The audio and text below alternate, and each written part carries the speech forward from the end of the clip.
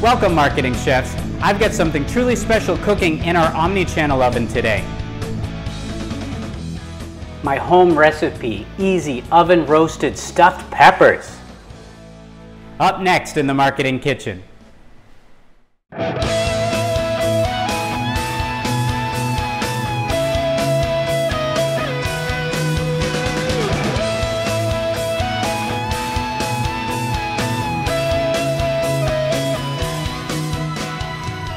Welcome to the kitchen, the Marketing Kitchen. Hi, I'm Ron Vining, your host of Marketing Kitchen TV. All right, in the comments section, I've been asking for feedback as to what would you like to see in the Marketing Kitchen. And not surprisingly, you've said to me, I want to see you cook. So we have cooked before while I've been doing some things on the storytelling stovetop, but I decided just for you, I would give you a home recipe. And here, a classic that's been in my family for a long time. It's oven roasted stuffed peppers. And it's a quite simple recipe to make. You need some garlic, you need some minced meat. That could be pork, that could be chicken, that could be turkey, that could be beef. And then get your spices. I like oregano, basil, crushed black pepper, garlic, and some red pepper as well too, because I like things spicy. You also want to make sure you mash up some bread, so just pretend like you're making some stuffing. Canned breadcrumbs work also if you're in a rush. Of course, what do you need? You need peppers. And I love, red peppers are my favorite, so red bell peppers would be top on my list. I love the flavor of the yellow pepper too. Or it depends on where you're from, maybe you want to call them capsicums, but I call them peppers. Some people love the Italian green bell pepper. I guess that's the original. But actually, did you know that it's how they're grown in the sun? Diced tomatoes. Can of that, or you could do it yourself. I was in a rush, so I went with a can. You want to put that on the stovetop. So this would be what you want to put together first before you start to assemble some of the other aspects that are there. And make sure, by the way, when you're cutting the peppers, you're careful about how you cut the tops so that you can keep them as a lid to cover your peppers. And be careful when you're washing them, by the way. Make sure you get out all the seeds and clean them very well. You can just take a look at the picture for reference. Beat up some eggs, add some extra spices to that, bring in some olive oil, cheese, and bring all of these aspects together after you've taken it off of the heat. Maybe you might want to let it cool down a little bit, or you can use a spoon. But in just a mixing bowl right here, I'm assembling the remaining aspects of the ingredients after I've cooked the meat and the tomatoes together. I'm adding in the mix of eggs at the moment, and I'm putting the eggs in first before I put in the bread, because if you put the bread in first and then you throw in the egg, what will end up happening is that the bread will absorb all of the egg and you won't be able to properly get it to mix about within the meat first. So here I'm going to mix all that up. And again, remember, this can be hot or you can let it cool. The cooler the meat gets before you cook it, the longer you'll have to cook the peppers, because you know, by going straight off of the stovetop before you put them in the oven, they'll already be warm inside. So when you're baking it, it's really just to get the peppers soft. Now you can add cheese in at this step here so that it mixes in with your meat medley. And I actually didn't use as much cheese today as I normally would. And cheese just makes everything taste good, right? Oh, well, unless you don't like cheese, but I love cheese. So mix in your favorite types of cheese. Here we have mozzarella and we have Parmesan. You could certainly put in cheddar or other cheeses that you prefer. The key is to use cheeses that melt easily. That'll just make it that much better. All right, now that I've mixed that up, it's time to put in the bread. And I've properly washed my hands, so make sure that you wash your hands. And also when you're cooking with any types of meat, especially pork, chicken, or beef, I guess that's almost all the meats, right?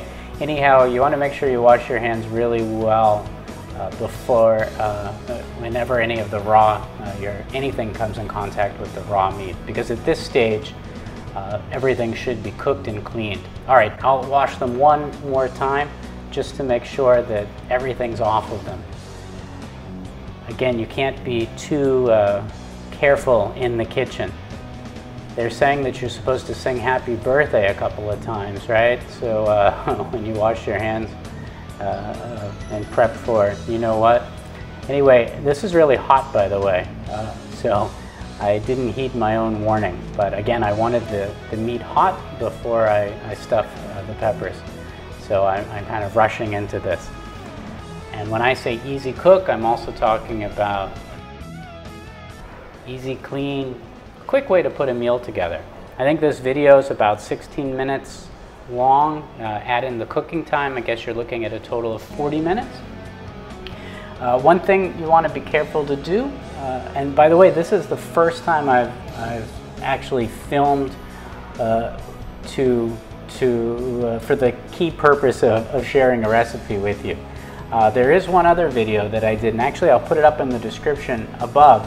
It's where I looked at Avengers Endgame, and I did my famous soup recipe. And while doing that, what I did was I went through the ingredients of how to put together a soup, because I want to talk about how storytelling is a recipe as well. But anyway, that's another subject. But you can watch the video in the link that I'll put up above. Now, one thing I forgot to do here, because I was focused on filming the video, was that I normally put a layer of cheese inside first. Remember, if you're a cheese lover, you want to do that. So I missed out on that. I usually fill the bottom up with cheese, but we do have the cheese mixed in with the meat here. So what you want to do is you put cheese first, and then you want to pack the meat in.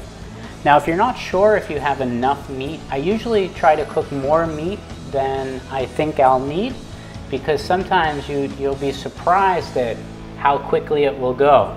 And there'd be nothing worse than being short on meat and not having your pepper full of it. So again, fill that bottom up with cheese, then push the meat down. Now I'm really compacting that meat. I want to get as much meat, medley, mix, whatever you would like to call it, with it stuffed into this pepper. That's why they're called stuffed peppers, right? So we want to stuff them up. So you want to push all of that down really well. Get it in all of those corners there. You clean that pepper out, so you see all the seeds are gone. I cut out the sidewall for the most part too, and so that way I can get as much of this meat mix in there.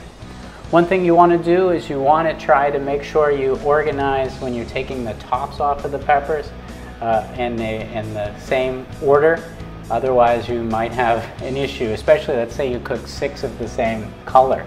You'd really be fumbling to find which top fits on which.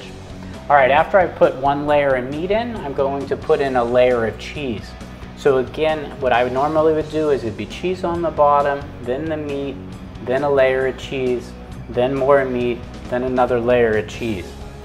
And because of the fact that the market didn't have the normal peppers that I would get, I usually try to get tall, very tall peppers, so that I can do multiple layers of that meat and cheese, meat and cheese. I really didn't get a choice in choosing peppers this go around, just because of some supplies are scarce at the moment. But it's really good if you can find a tall, sort of medium width pepper, just so that you can go for that layered strategy. So after we put the cheese down, I'm just stuffing these up again. And you want to again monitor the level of meat that you have, so that you don't find yourself putting all your meat into one pepper and then having to try to reallocate the resources. But if you judge it properly, you'll have enough meat. One thing that I do, as I mentioned, is that if I've got leftover, or make more than you need, because if you have leftover meat, it's certainly great to put in gravy for making pasta, or even the next morning. Let's say you're going to make some eggs. And I love to make eggs. I'll do a future video of how to, I don't know, maybe it's out of desperation, but I could probably show you 50 ways to make eggs. And one thing that you can do is whatever leftovers you have in the fridge, you can just fry those up, and they make a great accompaniment to your egg, whether you're making an omelet, scrambled eggs, or even over easy or over medium eggs. All right, I'm getting the last bits of the meat out of our mixing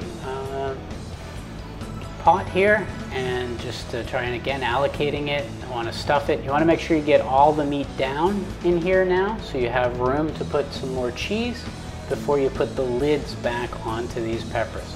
So I was lucky. I had just enough meat to fill these. These babies are stuffed here. So just tamping it down a bit. And because I was cooking, filming and cooking, I wasn't focused, and I didn't put down that final layer of cheese. So these peppers here are cheap on the cheese.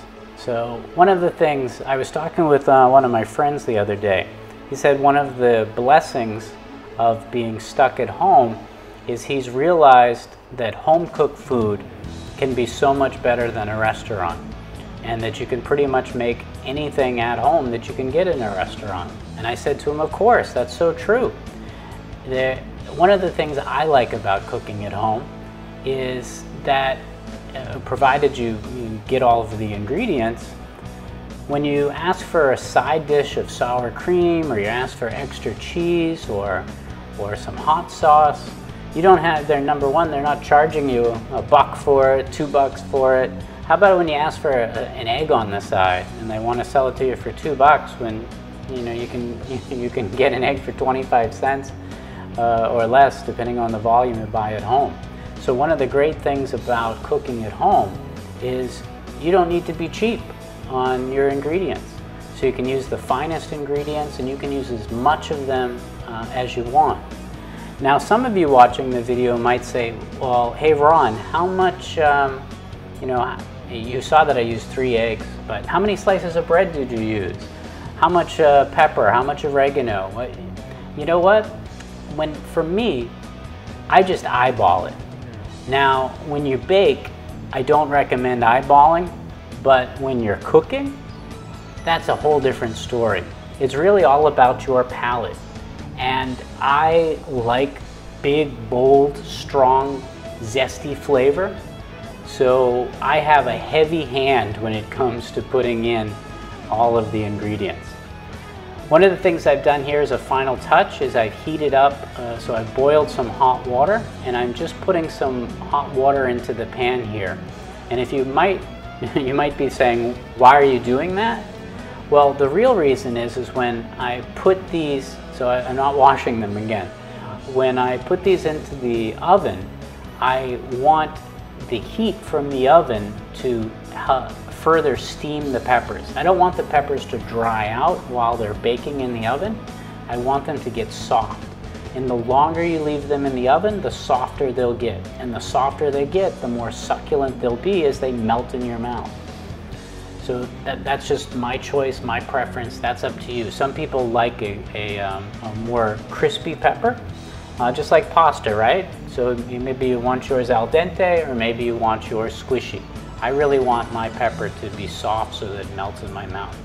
All right, you want to carefully bring this over to your oven, and you could preheat your oven if you wanted to. I didn't in this particular instance. At what temperature should you put it at? Whatever your normal baking or cooking temperature is. Again, nothing, I don't have anything so precise. I do want to say though that you want to be careful where you place it in your oven. You don't want to put it too far down, and you don't want to put it too far up. So you want to keep it away from the top of your oven though, so that you don't burn the tops of your peppers. All right, after you've cooked them, I cooked them for about 35 minutes or so. I should have done it about 40 minutes because I didn't preheat my oven. But here they are, and they're ready to come on out. What do you think? Would you try this recipe? Have you cooked this before? Do you do something different, or is there some special aspect that you do that I didn't cover? I'd appreciate in the comments below if you'd let me know what your special recipe is related to oven roasted stuffed peppers. What do you put in them? And then I'll try that out the next time I cook them for myself.